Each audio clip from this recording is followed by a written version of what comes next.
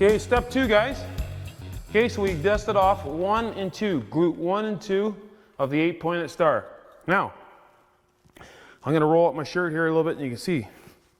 Right here is the iliac crest on the top of the hip. Underneath this, okay, right in here, in this area here is called the tensor fascia latae. And it's in between the greater trochanter on the top of the hip here. So in between, and I look at this in layman's terms. Let's just keep this simple.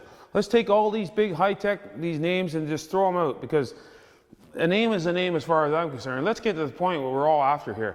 This is called a shock absorber. You look at a car, and you'll see later, you look at a car, has a shock, and it's there to absorb the frame so you can have comfort while you're sitting in there listening to your favorite song, driving to work or driving with your family, and you hit a pothole and you just watch this.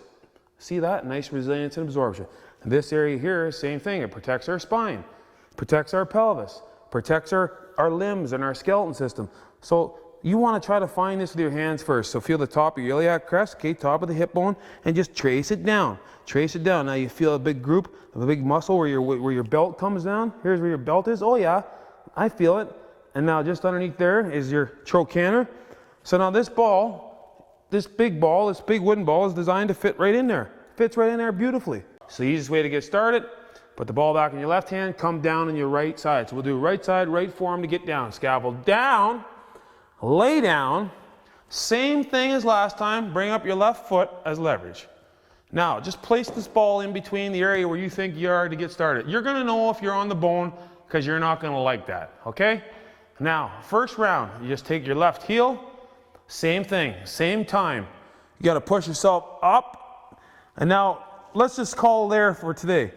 First round, you got the left leg helping you to support while you have this ball underneath here, and it's gonna feel like a fair bit of tension, but we're gonna release it.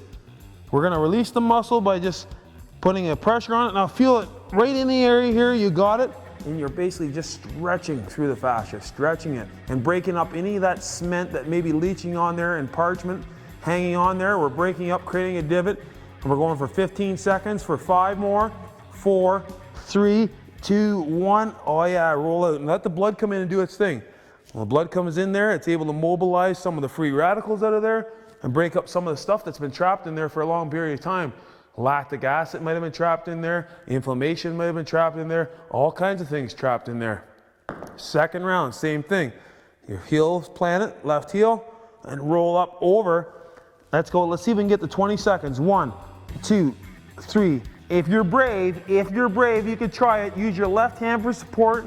10 seconds, see if you can take that other foot and stack it on a plank. And I know what you're thinking at home. He says, he's crazy, I can't do that, but can't lives on one street, remember, and you can do it, and you can do it for 5, 4, 3, 2, 1. Fantastic, guys.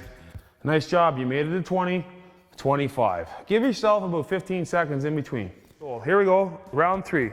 Come up over top, and stay here if you like to get started till you build up some resistance, because we're all creatures of adaptation. We will adapt to this, and once we learn to adapt to this and we see how it's working in everyday life, we get a reward, how it's working, we feel good and we want more. So breathe. Here we go, we're going up to 25, 15, 16, 17, 18, 19, 25 to go. Maybe you could try double stack into a plank. Breathe, 3, 2, 1. Fantastic job, guys.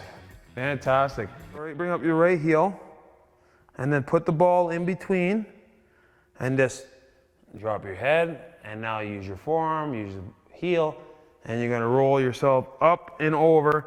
And when you get your body weight on it, first round, 15 seconds, and then come back off it.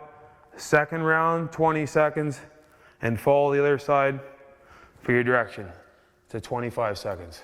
Now, once you get good at this, after a few weeks, few months, you're feeling a little bit more confident, and you're all of a sudden you're seeing results, then you can start working your way up towards a more advanced posture hold, move it up, and then you can complete side plank. Now you can start to roll it back and forth. Take your left foot, place it down, and roll back and forth, up and down, horizontally across the body, and then you can move it back to the glute itself.